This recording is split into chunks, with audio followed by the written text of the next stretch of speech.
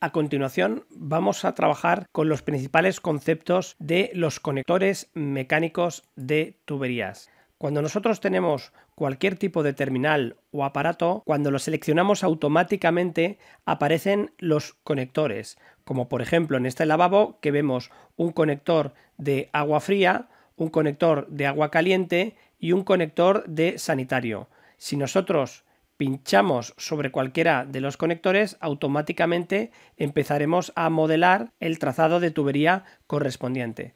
Pero antes es importante comprobar qué tipo de configuración tiene este elemento. Si nosotros seleccionamos el aparato sanitario y le damos a editar familia, podemos entrar y revisar los diferentes tipos de conectores que tienen. Si nosotros seleccionamos el conector de agua fría, lo sabemos porque al situarnos sobre él aparece un indicador de que es agua fría. Podemos comprobar los principales valores del conector. Lo vamos a tener dentro de la ficha de propiedades y vamos a revisar uno a uno. El primero de ellos sería la configuración del flujo. En este caso está indicado predefinido, que es el valor recomendado para los terminales. Normalmente calculado se suele utilizar en los equipamientos, como ejemplo la caldera, para calcular la suma de todos los caudales de todos los aparatos sanitarios que están conectados a el agua caliente, por ejemplo. Utilizaremos sistema cuando le indiquemos un valor entre 0 y 1 a cada uno de los terminales que componen el sistema y la suma tendrá que ser de 1, es decir, repartimos proporcionalmente un valor a cada uno de los elementos. Y unidades de aparatos los utilizaremos para los sanitarios. Si yo selecciono la salida de agua, tendremos unidades de aparatos que por defecto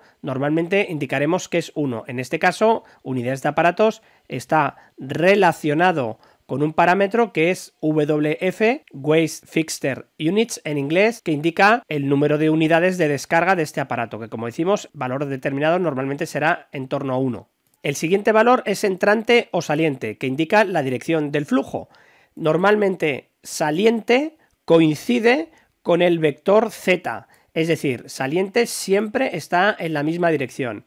Y entrante es justamente el contrario al vector Z. La siguiente variable sería introducir el método de pérdida. Si no sabemos cómo se va a producir, le daríamos sin definir. Si nosotros queremos calcularlo, pero tampoco tenemos claro con qué sistema, utilizaremos coeficiente K, aportará unos valores determinados de unas tablas internas de Revit. Recordemos que el método de pérdida es muy importante porque es la pérdida de presión que va teniendo el sistema según avanza y por lo tanto es importante siempre y cuando vayamos a calcular diámetros de las tuberías. La siguiente variable que vamos a analizar es si permite el ajuste de pendientes. En este caso nos va a interesar si en la salida o entrada va a haber una pendiente determinada de los elementos. Por defecto, en lo que serían los manguetones o los latiguillos, le vamos a decir siempre que sí. Y en la salida, igualmente, también le vamos a decir que sí, que admite ajustes de pendientes para facilitar el modelado. El otro factor importante es la clasificación del sistema. En este caso, elegiremos entre agua caliente sanitaria, agua fría sanitaria, sanitario, fundamentalmente en este tipo de lavabos, pero que dependerá claramente si estamos seleccionando un radiador, un elemento de PCI como un rociador, entonces ahí la clasificación del sistema será diferente. La parte de cálculo de mecánica y flujo normalmente suele estar asociado con parámetros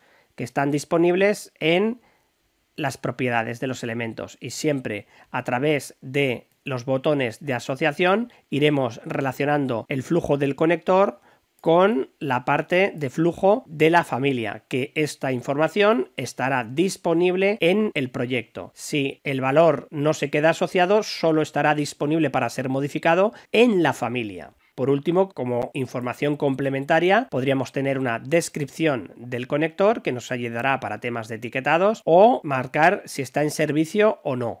Es un dato estadístico. Y con esto hemos visto los principales conceptos de los conectores de tuberías.